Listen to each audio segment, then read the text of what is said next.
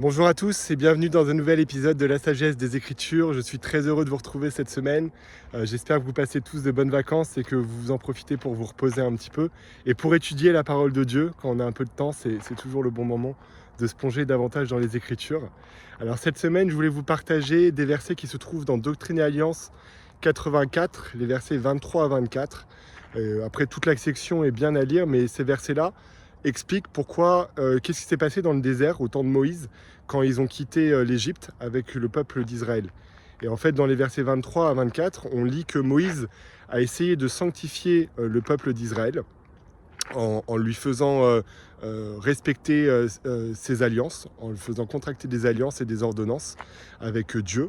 Mais on lit qu'au verset 24 que le peuple d'Israël n'a pas voulu se sanctifier et en fait il s'est endurci le cœur.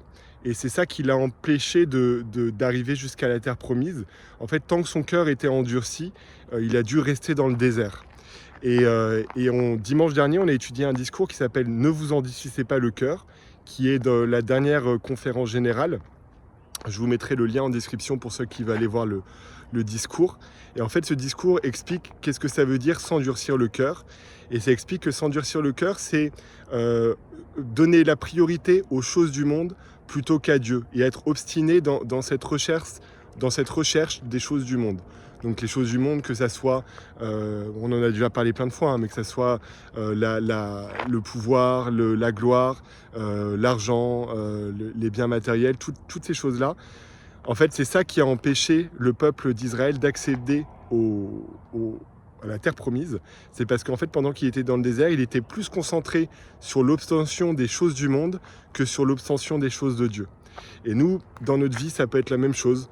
Des fois, on peut s'endurcir le cœur lorsque, comme je vous ai dit, on essaye de chercher les choses de ce monde, les loisirs, les distractions, le plaisir, plutôt que d'essayer de faire la volonté de Dieu. Et donc, dans son discours, l'autorité générale donne trois façons de s'humilier et de faire en sorte que son cœur ne soit pas endurci. Alors la première chose, c'est d'être humble. La deuxième, c'est de se repentir. Et la troisième, si je ne me trompe pas, c'est de garder les commandements. Et donc, je vous laisserai aller vérifier et me dire en commentaire si j'ai fait des erreurs. Mais voilà, j'aime beaucoup ces petits tuyaux qui nous donnent, des petits conseils, parce que voilà, on peut se repentir et s'humilier.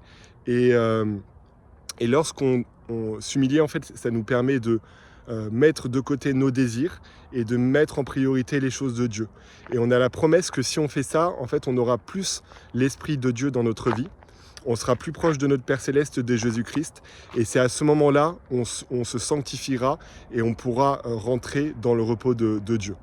Donc voilà, j'espère que cette petite vidéo vous a plu. N'hésitez pas à appliquer les conseils si vous endurcissez le cœur et n'hésitez pas à la partager avec les personnes qui pourraient en avoir besoin, celles qui s'endurcissent le cœur. Et je vous souhaite une très bonne semaine et je vous dis à bientôt pour plus de sagesse grâce aux Écritures.